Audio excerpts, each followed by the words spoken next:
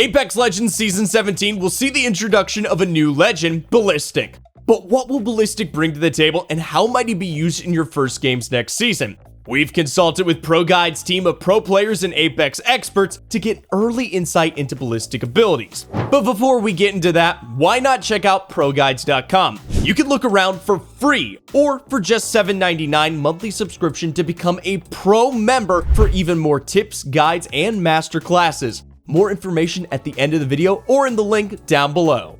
First off, who even is Ballistic? In the lore, Ballistic is a former competitor of the Thunder games. You might remember the old Thunderdome on Kings Canyon. Well, that's where these games were held. Ballistic is now joining the Apex games to stop his son from doing so, and he wants to prove that even though he's 63 years old, he can perform well against the other legends. To top it off, he is also the first British legend, which we think is rutly fantastic, isn't it? With his accent, he might just be able to replace Pathfinder for the most satisfying voice lines, though that is a high bar to reach.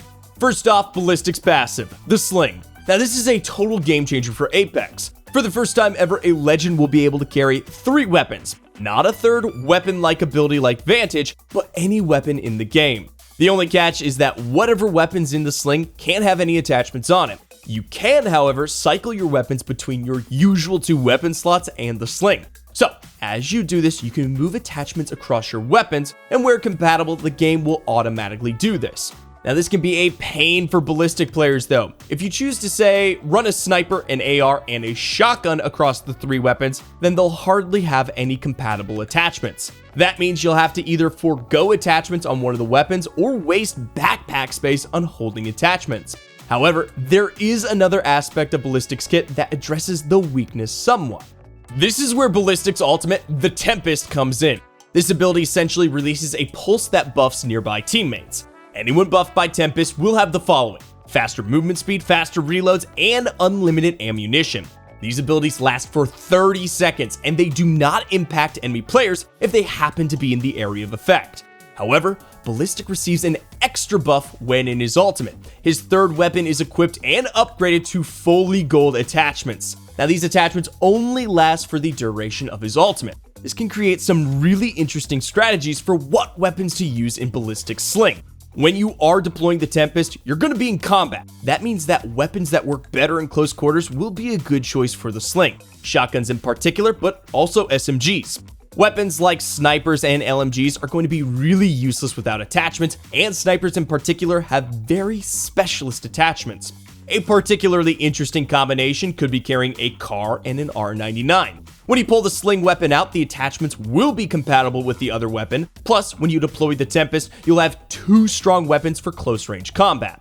However, another strategy could be to use the weapons with specialist attachments that are hard to find. The Havoc, for example, will have a turbocharger when you are in the Tempest. The Wingman would have a skull piercer, the Mozambique would have a hammer point. Of course, Apex do change what the hop-ups are in-game from time to time, but the general rule will remain true.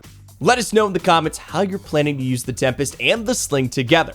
Clearly, the Tempest will be a very powerful ability at close range. Unlimited ammo and faster reloads are crazy abilities that are very strong. This will encourage pure aggression. Make the most of those 30 seconds. Don't deploy it when on the back foot and waste its impact by hiding and healing if you can help it. Your teammates also need to be in range to receive the buffs, so make sure you think about where you're positioned and how close to your teammates you are when you deploy it. Don't be running off on your own and wasting the full potential of Ballistic's ultimate. Oh boy, this ability is a bit of a doozy. Have you ever been annoyed by Maggie's Riot Drill, Ash's Arc Snare, or the Fused Knuckle Cluster? Even ever complained about aim assist? Well, meet your new nemesis, the Whistler.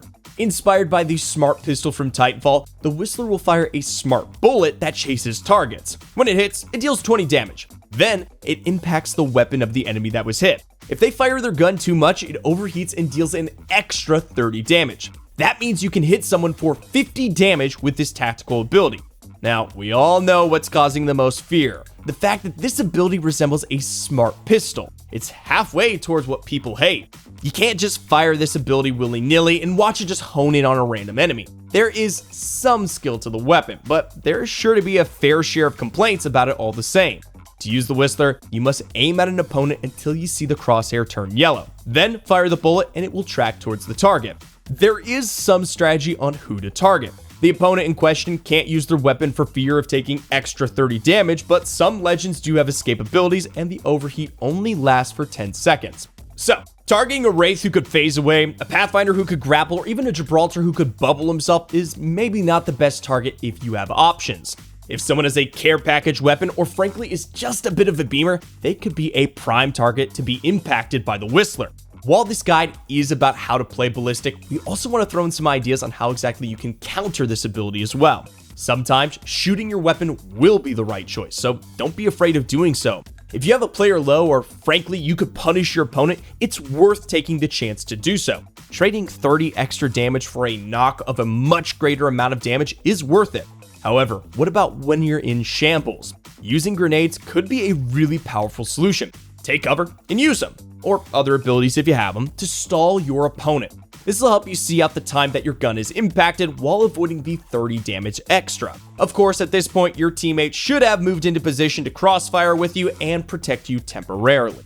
Season 17 is bringing a whole host of changes to Apex Legends, including a new rank system. ProGuides has everything you need to take the next step this season, including lessons, boot camps, and masterclasses from the likes of Imperial Hal, Snipedown, and more.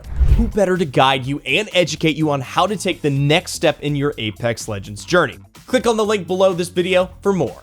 Ballistic will fit into the Assault class, and we've talked about the strengths of this class a million times. But how do these benefits apply to Ballistic? One of the key Assault class perks is the extra ammo. Combine this with what Ballistic's ultimate provides, and you can carry less ammo on this legend and gain even more backpack space. This will allow room for more grenades and heals, or even ultimate accelerants, so you get his Tempest back even sooner.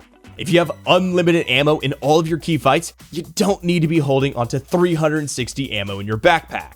Well, that's all we know about Ballistic for now. Will you be trying Ballistic out this season, and what do you make of his controversial tactical? Let us know in the comments down below. Until next time, Legends.